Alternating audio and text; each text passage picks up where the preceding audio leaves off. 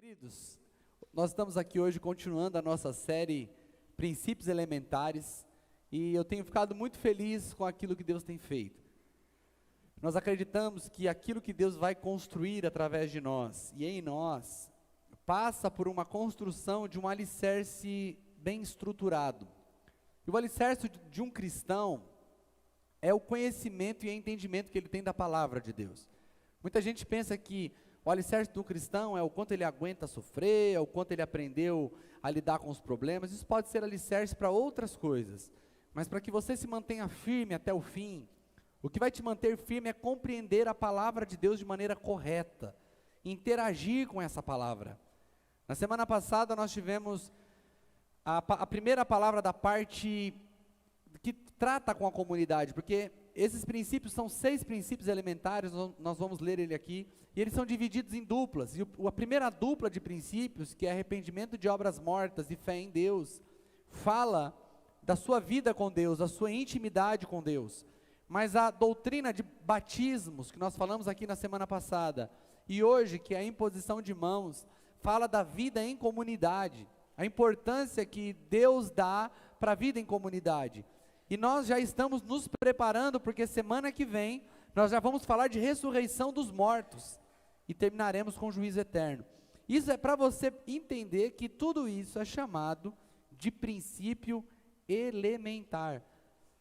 Ou seja, entender essas coisas deve ser, e é por isso que nós estamos ministrando, algo que todo cristão tem na ponta da língua. Ele entende o que é arrependimento de obras mortas, ele entende o que é a fé em Deus, por que é importante entender esse em Deus, porque muitas pessoas creem em um Deus todo-poderoso, eles atribuem sua fé a um Deus que tudo pode, está em todos os lugares e sabe todas as coisas, mas eles não conhecem o Deus que ama, o Deus que é perdoador, que é misericordioso.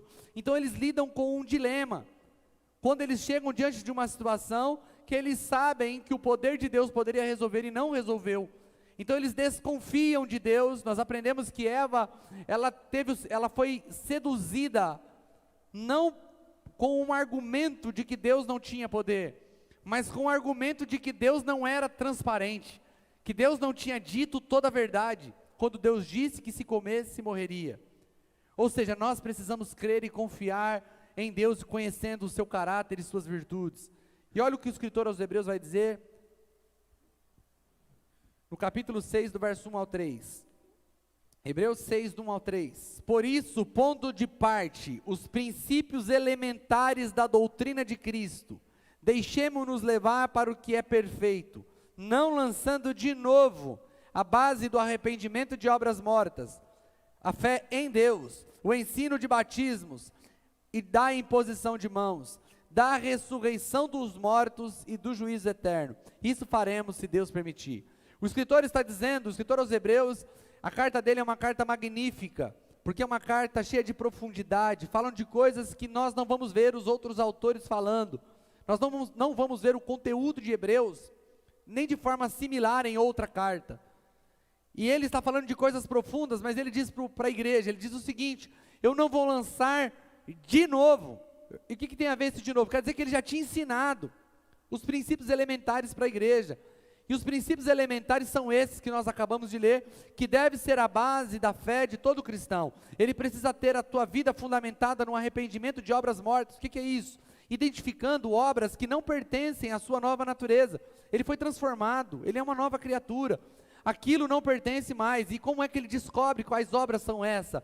Quando ele se aprofunda na palavra de Deus. A Bíblia diz que à medida que nós vamos contemplando a face do Senhor, com o rosto descoberto, nós vamos sendo transformados de glória em glória, segundo a sua imagem. Ou seja, quanto mais nós conhecemos ao Senhor, quanto mais nós conhecemos a sua palavra, mais vai ficando claro para nós, coisas que não pertencem à nossa natureza, oportunidades que temos de abandonar aquela natureza que está impregnada do pecado de Adão, nos tornando como Cristo, nos tornando como o Senhor. Todos nós temos um desafio de nos tornarmos como Jesus, e isso vai acontecer porque aquele que começou a boa obra é fiel e justo para completá-la até o dia do Senhor.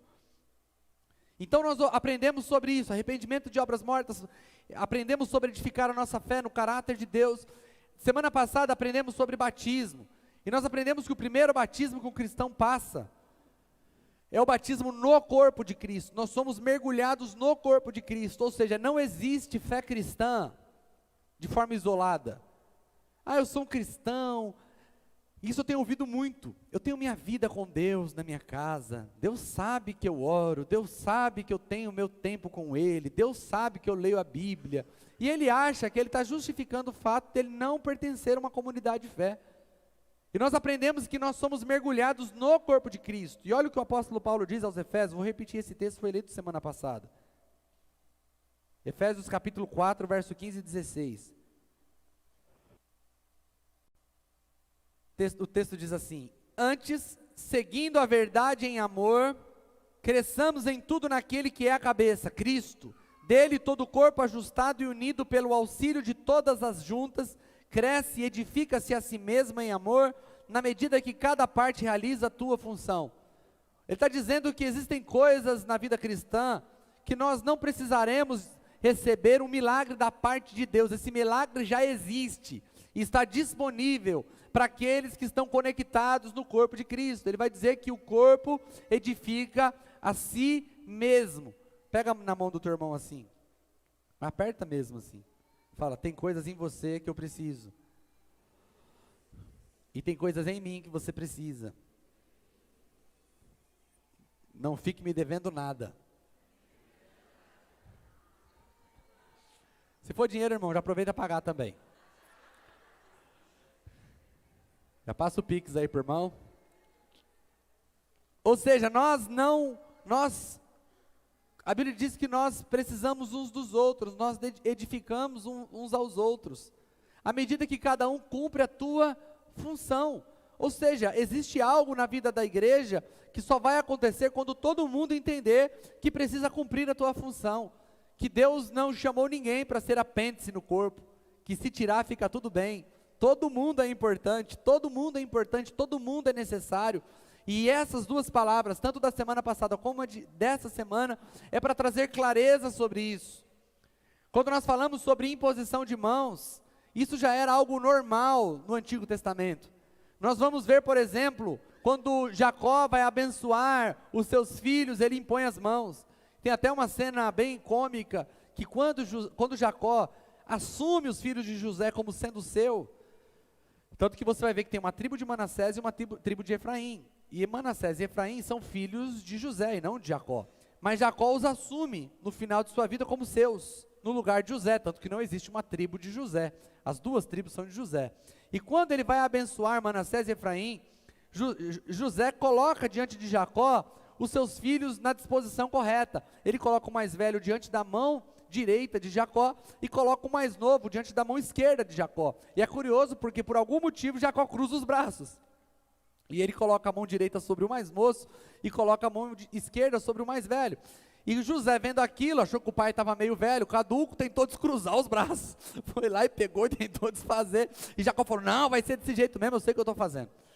E abençoou de forma cruzada os filhos, ou seja, abençoou o mais novo no lugar do mais velho. E quando a gente olha para isso, nós estamos vendo que ele está comunicando bênçãos, ele está transmitindo ali o fato de abençoar, não era só uma questão mística, tinha a ver também com herança. A herança não era um papel. Aquilo que o pai falava na hora da bênção, no final de sua vida, era o que o filho iria herdar. Nós vemos, por exemplo, Moisés com suas mãos estendidas sobre a nação de Israel, quando eles estão guerreando e Josué está à frente da batalha. A Bíblia diz que Moisés, já velho, ele sobe o monte, ele estende as mãos, e enquanto ele está com as mãos estendidas, o povo está vencendo. Quando as mãos começam a cair, o povo começa a perder, então ele precisa levantar 2 homens, Uri e Arão, para levantar e estender as mãos de Moisés continuamente, para que eles vençam a batalha. Nós vamos ver, por exemplo, no Antigo Testamento, o conceito do bode emissário. O que era o bode emissário? No dia do Yom Kippur, o dia da purificação, eles escolhiam 2 bodes. Um bode eles sacrificavam para a remissão dos pecados. Sobre o bode emissário, o sacerdote colocava a mão sobre a cabeça do bode e confessava os pecados da nação sobre o bode, e soltava o bode para sair para o deserto andar, como uma exemplificação de que Deus estava carregando para bem longe a culpa do povo. Ou seja, nós vamos ver em todos esses contextos a ideia de comunicação. Quando Jacó colocava as mãos sobre os seus filhos para abençoar, ou todos os pais, antes de morrer, abençoavam seus filhos, eles estavam transmitindo as posses, estavam transmitindo palavras que iriam transformar a vida dos filhos. Quando nós vemos Moisés estendendo as mãos sobre a nação, ele está comunicando a autoridade. Era na autoridade que Deus tinha dado para Moisés que o povo estava vencendo a batalha. Quando o sacerdote colocava a mão sobre o bode emissário e o soltava no deserto, ele estava comunicando culpa para aquele bode. E quando nós vemos o Novo Testamento chegar, nós continuamos vendo o princípio de impor as mãos. Olha o que está escrito em Lucas capítulo 4, verso 40. Lembrando que nós estamos falando de um princípio elementar da igreja. Lucas 4, 40 diz assim: ao pôr do sol, o povo trouxe a Jesus todos que tinham vários tipos de doenças, e ele os curou, impondo as mãos sobre cada um deles. Preste atenção, você nunca vai ver Jesus dizer assim: a minha imposição de mãos te curou. O fato de você ter colocado a cabeça debaixo das minhas mãos te curou. Não. Jesus perguntava: você crê? Creio. E normalmente Jesus dizia: a tua fé te curou. Se então era a fé no poder de Deus que gerava a cura, por que Jesus precisava impor as mãos sobre cada um? Não era algo geral. Não era que nem alguns vídeos que você vê na internet, o cara passando com o paletó. Não era receba, era pondo a mão em cada um. Por que Jesus colocava a mão em cada um? Primeiro, porque esse é o fundamento da igreja. Nós não só olhamos para o necessitado e para aquele que precisa de socorro e de longe comunicamos algo. Jesus está nos ensinando que a igreja precisa estar disposta a tocar na enfermidade, tocar no enfermo. Ninguém tocava nos leprosos, Jesus tocou no leproso. O nazireu não podia tocar em morto. Jesus, o que era o voto do nazireu? Era um voto de pessoas separadas, assim como Sansão, homens que não tocavam em mortos, porque podia se contaminar. Se você ler a lei da purificação, tocar num cadáver deixava a pessoa impura. Jesus tocava. Por que Jesus não ficava impuro? Porque quando ele tocava, o morto ressuscitava. Jesus tocou o leproso, Jesus tocou os enfermos. Ou seja, a doutrina da imposição de mãos já começa a nos ensinar, através do que Jesus fazia, é que precisava tocar. Jesus podia resolver o problema da humanidade do céu, mas ele vem na terra, ele se faz homem, ele morre, ele nos toca com sua vida. Então ele já começa a ensinar, através da doutrina de imposição de mãos, que a igreja precisa viver o princípio da presença. Eu preciso ser presente na vida de quem tem necessidade. Eu preciso ser presente, embora seja um princípio que precisa ser obedecido de forma literal. Para você ter ideia sobre o toque, o único texto no Novo Testamento que ensina a usar óleo para ungir, é lá em Tiago, no capítulo 5, falando sobre quando tem um enfermo que não pode vir à igreja. Pode ver, às vezes as pessoas perguntam: pastor, cadê o óleo? Não tem óleo na igreja, um óleo de unção no púlpito, não tem aquele óleo. Irmãos, deixa eu te dizer, eu não tenho nada contra, não estou aqui para criticar. Eu até acho bonito quando uma pessoa vai ser consagrada ao ministério e as pessoas decidem jogar óleo, mas é só simbólico e arremete muito mais ao ensinamento do Antigo Testamento do que do Novo. Porque no Novo Testamento a única instrução para usar óleo é quando um enfermo não pode vir à igreja. Então ele a liderança é chamada, e você vai ler lá em Tiago, que mande chamar os presbíteros, eles ungirão com óleo, e a oração de fé curará o enfermo. Agora, por que tem que ir lá? Porque Deus não quer que façamos à distância. Às vezes nós vamos orar por alguém distante, porque a gente não pode ir lá, mas se você pode ir lá, a Bíblia está ensinando, você tem que ir lá, você tem que tocar. Porque para passar o óleo tem que tocar na pessoa. Não é o óleo não tem poder nenhum nele. É o fato de nós estarmos tocando em alguém, é o fato de nós estarmos indo até o lugar da necessidade. Por isso é importante nós conhecermos a Escritura, para que a gente não, daqui a pouco a gente começa a fazer um monte de coisa que a gente não sabe o porquê, e é muito mais misticismo do que Escritura. Muito mais a ideia de que talvez haja algo místico naquilo. Aí você traz o carro para me ungir, irmão traz o currículo para ungir, irmão. Quando chega lá o cara joga fora, porque achou que deixou na cozinha e caiu óleo. Irmão, já vi gente que levou a cueca para ungir. Nesse caso a gente vai abrir uma exceção, irmão. Se o negócio está muito difícil, traz que a gente vai ungir. De repente a irmã está reclamando, né? Então vamos fazer alguma coisa para te ajudar. Mas não existe isso, a unção no Novo Testamento, o óleo no Novo Testamento, a unção no Novo Testamento é o Espírito Santo, e o óleo não tem a ver com unção, o óleo tem a ver com tocar a necessidade. Então Jesus, quando ia orar pelos enfermos, Jesus tocava, embora não fosse o toque que curava, era a fé no poder de Deus. Jesus fez questão de deixar isso como um princípio, e não é só na hora da cura. Por exemplo, no batismo do Espírito Santo, Atos capítulo 8, verso 17 e 19. Então Pedro e João lhes impuseram as mãos e eles receberam o Espírito Santo. Vendo Simão que o Espírito era dado com imposição das mãos dos apóstolos, ofereceu-lhes dinheiro e disse: dê-me também este poder para que a pessoa sobre quem eu impuser as mãos receba o Espírito Santo. Gente, aqui o contexto é assim: Filipe vai para Samaria, prega o evangelho, as pessoas se convertem, são batizadas, e os apóstolos, sabendo que as pessoas tinham crido e sido batizadas fora de Jerusalém, os apóstolos vão até lá, e quando chegam lá, percebem que elas tinham crido, que elas tinham sido batizadas, mas elas ainda não tinham sido cheias do Espírito Santo. E foi aquilo que eu disse semana passada: ninguém pode crer se não for uma ação do Espírito Santo, ninguém se arrepende se não for uma ação do Espírito Santo.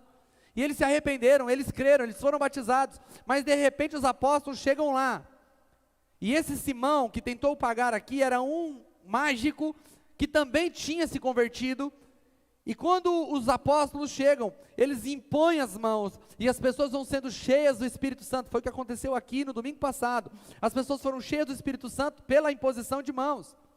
E aí Simão olha aquilo e fala: eu também quero, e ele tenta comprar, e quando ele tenta comprar, os apóstolos o repreendem e dizem: você não tem parte nisso, porque não é a ideia de um homem todo-poderoso abençoando pessoas, é uma comunidade abençoando aqueles que chegam. Inclusive, nós como comunidade, temos que entender que Deus decidiu abençoar as pessoas através de nós. Às vezes parece bonito o papo, a pessoa chega meio ferida e a gente fala assim: não, você tem que olhar para Jesus, porque se você olhar para homem, você se decepciona. Paulo diz: sede meus imitadores como eu sou de Cristo. O apóstolo Paulo disse para Timóteo: encontre homens que possam ser modelo para os fiéis. O Senhor está à procura de uma igreja que a gente pare de ser omisso e mandar as pessoas olharem para Jesus. Que nós tenhamos coragem de falarmos para as pessoas: olhem para nós, porque nós estamos olhando para Cristo. Porque embora pareça bonito mandar as pessoas olharem só para Jesus, as pessoas têm que olhar para Jesus. Mas a igreja tem que ser corajosa e ousada para dizer: olha para mim também. Porque às vezes nós queremos viver a nossa vida toda desregulada, toda bagunçada, sem a responsabilidade de entender que nós somos chamados para representar Cristo na vida das pessoas. O seu casamento precisa ser um modelo para os outros casamentos, a sua vida cristã precisa ser um modelo para outras vidas cristãs. Pastor, mas tem briga lá em casa. Irmão, briga é a coisa mais normal. Eu digo que casamento tem que aprender a brigar mesmo, porque tem muita gente que eu aconselho no meu gabinete, muita gente que não briga, mas também não fala sobre nada também. Não briga, mas está ruim na cama e não fala que está ruim. O marido está insatisfeito porque não está conseguindo ter nada com a esposa, mas também não fala com a esposa. E aí está preso na pornografia porque não conversa com a esposa está insatisfeita porque acha que o marido acha ela feia também, mas nunca fala isso para o marido. Nós não briga, mas vira uma desgraça a casa. O Senhor não está à procura de pessoas perfeitas, Jesus está à procura de pessoas que queiram ser transformadas e entender que a sua transformação vai além da sua própria vida, a sua transformação vai tocar a vida de outras pessoas. Eu não sigo pessoas perfeitas.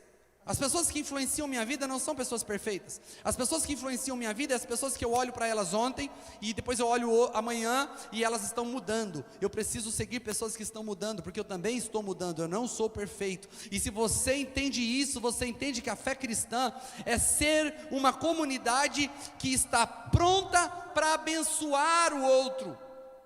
Aqui o fato de tocar as pessoas, das pessoas serem cheias do Espírito Santo, mostra que Deus poderia fazer isso como Ele fez em outros momentos. A Bíblia vai dizer que quando Pedro está na casa de Cornélio, e Pedro está pregando o Evangelho, Pedro ainda não tinha terminado de falar, quando as pessoas começaram a ser cheias do Espírito Santo.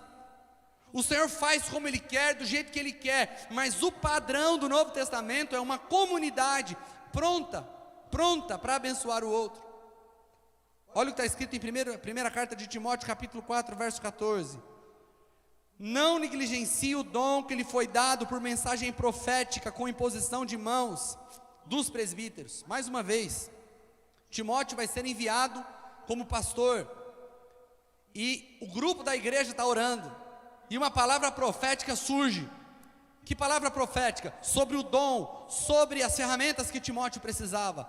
Agora, como que a igreja, como que a comunidade transmitiu para Timóteo os dons? Impondo-lhes as mãos. É um sinal de comunicação, é um sinal de transferência de autoridade. O que é transferência de autoridade? O dom foi dado para Timóteo, Deus deu o dom para Timóteo, através da palavra profética, mas como ele recebeu isso? Se submetendo a um grupo de líderes, porque a palavra presbítero significa aquele que preside, ou seja, todo aquele que lidera na casa do Senhor é um presbítero. Por isso que você pode estar presbítero e depois não estar presbítero, porque é uma posição. Tanto que não existe um dom ministerial de presbítero, porque presbítero, o pastor é presbítero, o profeta é presbítero, o evangelista é presbítero, o líder de célula é presbítero. Todo aquele que lidera na casa de Deus, ele é um presbítero, ele está presidindo algo. E esses irmãos que estão presidindo, eles colocam as mãos sobre Timóteo, e depois de terem recebido uma palavra profética, eles abençoam Timóteo para que Timóteo exerça o dom que Deus deu. De novo nós vamos ver aqui a imposição de mãos. Nós vimos a imposição de mãos para receber o Espírito Santo, vimos a imposição de mãos em Jesus para curar enfermos, estamos vendo agora a imposição de mãos para liberar dons, e agora a gente começa a ver num contexto diferente. Assim como os presbíteros vão orar na casa do enfermo, agora nós estamos vendo os presbíteros sendo usado por Deus para conceder dom àquele que precisa, a ferramenta àquele que precisa cumprir a missão. E olha o que está escrito em Atos capítulo 13, verso 2 e 3. Enquanto adoravam ao Senhor e jejuavam, disse o Espírito Santo: Separem-me Barnabé e Saulo para a obra que tenho chamado. Assim, depois de jejuar e orar, impuseram-lhes as mãos e os enviaram. Deixa eu abrir um parênteses aqui. Você percebeu que quando Timóteo recebeu o dom depois de uma palavra profética. Nós vemos agora que quando Saulo e Barnabé são enviados, a Bíblia diz: o Espírito Santo os enviou. O Espírito Santo disse: separai Saulo e Barnabé. Às vezes nós, em nome de um puritanismo bíblico, dizendo, não, profeta só no Antigo Testamento. Sim, profeta com poder de direcionamento, sim, no Antigo Testamento, de dizer o que Deus quer, ou o que Deus não quer, o que é errado, o que é certo. Por que nós não precisamos desse tipo de profeta que diz o que é certo e o que é errado? Porque hoje nós temos as Escrituras dizendo o que é certo e o que é errado. Mas sim, a igreja ainda tem profetas que se levantam para trazer clareza de movimento interno, movimento do que vamos fazer. Eu conversei essa semana com meu sobrinho, e ele estava falando: tio, eu oro para saber, eu tenho vontade de fazer missões, onde é que eu vou fazer missões, o que eu vou fazer para Deus, qual é o meu chamado? Eu falei: a sua oração, a minha oração, a oração de todo mundo não deveria ser qual é o que eu devo fazer, qual deve ser o meu chamado. A oração de todo mundo deveria ser: Senhor, nos conecta num corpo para que eu possa servir a uma igreja local, porque na igreja local os meus dons serão manifestos. Na igreja local outras pessoas vão ver e vão reconhecer o meu chamado. Porque há um grande perigo de você reconhecer o seu próprio chamado, de você decidir o que você mesmo quer fazer e aquilo não ser o que Cristo quer fazer. Mas quando você se comunica com o corpo de Cristo, no corpo de Cristo, aquilo que você vai fazer fica claro, e outras pessoas também vão ver, outras pessoas vão pôr as mãos sobre você, outras pessoas vão te enviar, e você não vai em nome de causa própria, você vai em nome da comunidade local que foi Jesus que levantou, ou seja, você vai em nome de Cristo. E aí tem um texto aqui que traz essa clareza. Primeira carta de Timóteo, a Timóteo, capítulo 5, verso 22. Isso aqui é muito mal compreendido. Que diz assim: não se precipite em impor as mãos sobre ninguém, e não participe dos pecados dos outros, conserve o puro. Muita gente pega esse texto e diz: toma cuidado na hora de impor a mão, porque você pode estar participando do pecado dela. Aí você tem medo de orar pela pessoa, porque vai: Deus me livre, vou orar pelo endemoniado. Vou orar de longe, porque vai que transmite para mim o demônio dele. Não é isso que ele está falando. O contexto aqui é envio. Ele está dizendo, se você ler a carta de Paulo a Timóteo inteira, você vai perceber que o cunho aqui é moral. Ele está dizendo que nós devemos escolher para pastorear homens que sejam maridos de uma mulher só, homens que criam bem sua família, que cuidam bem da sua casa, porque se não governar bem a casa, não pode governar a casa do Senhor.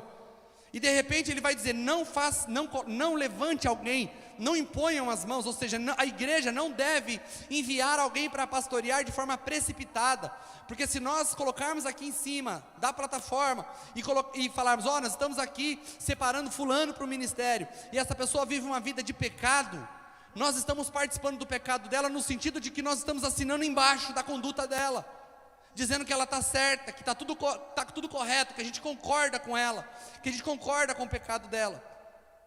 Anos atrás tinha um rapaz na igreja, e ele queria muito ser separado para o ministério, mas ele tinha características terríveis, de dominação, de controle, o tempo todo tinha problema com ele, e eu confrontando, porque eu cria na transformação dele, e eu queria que ele fosse transformado, para que eu pudesse um dia separá-lo para o ministério. Ele não foi mudado, ele não quis mudança e saiu da nossa igreja, ele foi para uma outra igreja, chegando lá com pouco tempo o pastor colocou as mãos sobre ele e o separou para o ministério. Com pouco tempo ele saiu dessa igreja, causou uma grande divisão na igreja onde ele estava. Logo depois o pastor me procurou para me pedir perdão, o pastor disse assim, olha, ele chegou, falou muito mal de você, disse que você não dava espaço para ele, e eu acreditei nele, e olha, tive um grande problema, causou um grande problema para a nossa comunidade. Passado um tempo eu fiquei sabendo que esse mesmo irmão, um dia depois de ter acordado de um sonho, ele falou assim, Deus falou para mim no sonho que eu era apóstolo, eu acordou de manhã, pôs a mão na própria cabeça e disse, agora eu sou apóstolo, em nome de Jesus, e hoje ele é apóstolo. Entendeu nada?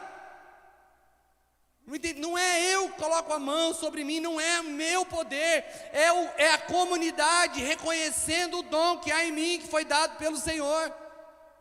Por isso que se você tem um coração de que não estão reconhecendo, não estão vendo, talvez não seja, porque a Bíblia diz que não tem como esconder a luz debaixo de uma cama, não tem como esconder uma cidade iluminada em cima de uma montanha. Quem você é, os outros vão ver, e se você está inserido na comunidade, isso ficará claro como a luz. Por isso é importante, todos esses contextos que nós vimos de imposição de mãos, tem a ver com estar envolvido em uma comunidade, traz-nos a ideia de que não dá para ser igreja sozinho, esse papo de Deus sabe, eu estou vivendo minha vida lá com Deus, e eu tenho lá meu tempo de oração, não preciso de igreja, isso é um engano de Satanás para os nossos dias. Deus nos chamou para viver assim, Deus nos chamou para sermos abençoados, para entendermos que sempre existe uma pessoa para nos abençoar. Quando nós olhamos para o conceito de forma literal, que alguém impor as mãos sobre mim é um ato de eu me submeter a alguém, porque quando eu estou orando por alguém, na oração pela cura, quem é que pode impor as mãos? Qualquer discípulo genuíno de Jesus. Você está doente? Você pode pedir oração para um discípulo de Jesus, nascido de novo, ele vai orar por você, ele vai impor as mãos. Para transferir autoridade e dom, é só a liderança. Então você não tem, coloca a mão aqui na minha cabeça e fala que eu sou pastor a partir de hoje. Aí não funciona. Por que não funciona? Não é porque aqueles líderes, eles são os poderosos, super poderosos, a Liga da Justiça. É porque a igreja reconheceu a autoridade neles, então a igreja delegou autoridades a eles para que eles decidam. Então uma igreja onde ninguém precisa que ninguém imponha a mão, a liderança não impõe a mão, é uma igreja que não tem autoridade. E quem é a autoridade? A autoridade é Jesus, que se manifesta através da liderança da igreja, que não é uma pessoa. Não é uma pessoa, o pastor Mateus, ele é autoridade. Deus me livre, eu não tenho autoridade, a autoridade é Jesus. Agora, quando eu falo em nome de Jesus, eu tenho toda a autoridade, porque não estou falando de mim mesmo, estou falando da palavra. E quando eu estou lendo a Escritura, eu estou falando em nome do Senhor. Agora, quando eu falo minha opinião, ela só é minha opinião e tem que ser tratada só como opinião. Agora, quando a igreja está reunida cumprindo um princípio das Escrituras, a igreja tem toda a autoridade, porque ela está em nome de Jesus. E onde estiver 2 ou 3 reunidos em meu nome, ali eu estarei. O que vocês ligarem na terra terá sido ligado no céu, o que vocês desligarem na terra terá sido desligado no céu. Qualquer oração que vocês concordarem na terra, terá sido ligado no céu, porque a igreja tem a autoridade de Cristo na terra.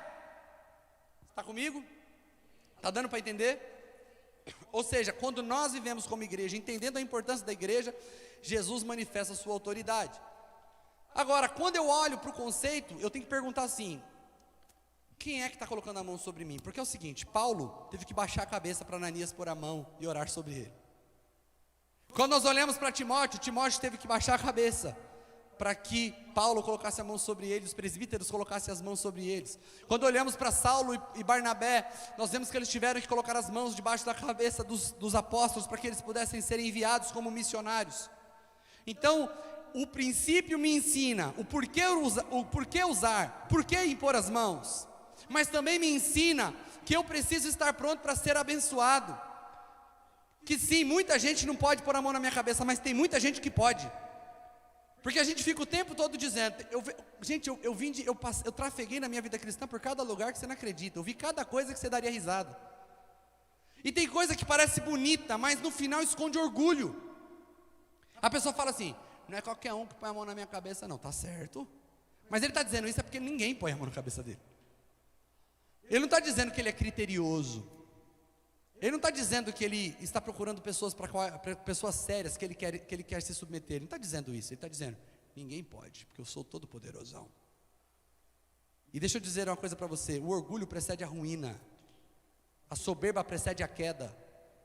E deixa eu dizer uma coisa: para ser abençoado nós precisamos aprender a sermos humildes. Olha o que está escrito lá na carta aos Hebreus, no capítulo 7, verso 7. Sem dúvida alguma, o inferior é abençoado pelo superior. Gente, para para pensar uma coisa. Quando Jesus foi ser batizado por João Batista, quem era superior? Quem era superior? Mas quem batizou?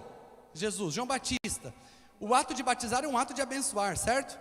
Quando o salmista diz assim, bendirei ao Senhor, bendiga ao Senhor tudo que há em mim, bendiga o seu santo nome. A palavra bendizer é abençoar. Eu achava estranho, tinha uma canção do David Keelan que por um tempo eu parei de cantar ela, porque ele dizia assim, é para abençoar teu coração, mais que uma canção eu te darei. E eu falava, não, mas como esse cara é muita petulância dizer que vai abençoar o Senhor, né? Mas o salmista diz, bendirei ao Senhor e tudo que há em mim, bendiga o teu santo nome. A palavra ali é abençoar, abençoa o Senhor e tudo que há em mim, abençoe o Senhor. Mas o texto está dizendo que o maior abençoa o menor, porque no fato não é só uma questão lógica de que o grande está abençoando, é que o grande também é aquele que se faz menor. E Jesus, sendo Deus, não teve por usurpação o fato de ser igual a Deus, mas humilhou-se a si mesmo, tomando forma de servo, e ele, semelhante a servo, foi obediente até a morte de cruz. Jesus, e o Paulo começa dizendo, tende em vós o mesmo sentimento que houve em Jesus Cristo, e ele vai dizer, não atentando para aquilo que é propriamente nosso, mas para aquilo que é do outro. A vida cristã precisa ser uma vida de pessoas que estão prontas a se humilhar, pessoas que estão prontas a se considerarem menores. Não cabe dentro da comunidade cristã pessoas que têm a visão de que eles são melhores do que os outros, que eles são mais importantes do que os outros, que eles são mais ungidos do que os outros, que eles são mais capazes do que os outros. Na vida cristã, cabe pessoas que entendem que existe uma graça, que mesmo que quando somos fracos, se tornamos fortes. Quando eu desço do púlpito, eu não saio daqui achando que eu arrebentei, porque a minha capacidade é boa. Eu saio daqui grato pela graça de Deus que se manifestou, porque é a graça dele que se manifesta para abençoar a tua vida. Porque se dependesse de mim, vocês não receberiam nada. Por isso não é por causa de mim, é apesar de mim. Não é por causa de nós, é apesar de nós. É a graça de Deus que se movimenta na igreja, para abençoar a igreja. E isso tem que gerar no nosso coração um coração quebrantado. Olha o que está escrito em Jesus, palavras de Jesus. O evangelista Lucas relata 14:11, dizendo, pois todo o que se exalta será humilhado, e que aquele que se humilha será exaltado. Eu tenho dito isso daqui, não existe exaltação para humilhação. Eu li lá no para-choque do caminhão que estava escrito, os humilhados serão exaltados. Aquilo não é da Bíblia, é só do caminhoneiro mesmo. O seu não, né? É que o caminhoneiro dele, ele não escolhe. Temos um caminhoneiro aqui, sindicato dos caminhoneiros. Porque ele é um pastor, ele entende que não é os humilhados que são exaltados, é aquele que a si mesmo se humilha será exaltado. Não existe humilhação gratuita que traga exaltação, existe só uma humilhação voluntária. Eu falei no primeiro culto aqui, e algo que eu tenho dito há muito tempo na igreja, que eu lido com dois tipos de pessoas, vítimas e vilões. E quem que é a vítima? A vítima é aquela pessoa que chega e diz, meu casamento está ruim porque meu marido não presta. Eu não consigo nunca prosperar no trabalho porque nunca me dão a oportunidade. Eu não consigo, eu tenho alguns problemas emocionais porque meu pai foi ausente. Tá certo? Tudo isso pode ser verdade, irmão. Não estou dizendo que é mentira, não. Mas a vítima, ela está dizendo que a vida dela está ruim por causa de alguém. O que você pode dar a uma vítima? O que você pode dar a uma vítima, irmãos? Consolo. Vem aqui, chora comigo aqui. Aí você fica todo feliz porque alguém chorou com você. Sai com todos os seus problemas, mas feliz porque alguém chorou com você. Nossa, hoje eu tô mais calmo, porque minha vida está uma merda. Mas está tudo bom porque alguém orou comigo. Desculpa a palavra, irmãos. É porque é isso que eu escuto. Ai, misericórdia, o pastor falou palavrão. Não é palavrão, não, irmão. Aí você chega e fala assim para mim, mas pelo menos agora alguém entende o que eu estou vivendo. Irmão, você quer isso mesmo para a sua vida? Que só alguém fique te passando a mão na tua cabeça porque você é um coitadinho, uma coitadinha, é isso que você quer? Eu prefiro lidar com o vilão. Porque o vilão chega e fala, minha vida está ruim porque eu sou uma porcaria. Porque eu não sou um bom marido, porque eu não tô acordando mais cedo que todo mundo. Ah, minha vida financeira, sua vida financeira não está boa? Não está boa, porque eu tenho dormido tarde, tenho assistido muita série Netflix, tenho passado 2, 3 horas vendo Instagram e Facebook. É por isso que minha vida financeira não prospera, porque eu trabalho menos que todo mundo, estudo menos que todo mundo, e eu não consigo. Então eu sou ruim demais, pastor. É mesmo? Você é ruim demais? Eu sou ruim demais. Para quem é vilão, tem arrependimento, transformação e possibilidade de transformação. Para quem é vítima, só tem consolo. O máximo que você vai receber sendo vítima é passar a mão na sua cabeça e dizer para você assim, tá bom, coitadinho de você. Pai terrível que você teve, hein? Seu marido é terrível, hein? Irmão, não quero que ninguém passe a mão na minha cabeça, eu quero ver minha vida transformada. E se para isso eu preciso ser o vilão, eu serei o vilão, dizendo que tudo a culpa é minha. Porque às vezes você vai discutir na tua casa, nunca você é o culpado é sempre o seu cônjuge. É sempre ele que faz tudo errado, você é top. Você é top. Não sei que Deus errou tanto de dar um marido ruim para alguém tão top que nem você.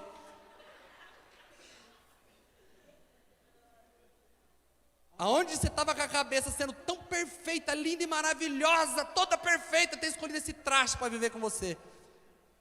Deveria ter um montão de homem perfeito te querendo, o que você foi escolher logo ele?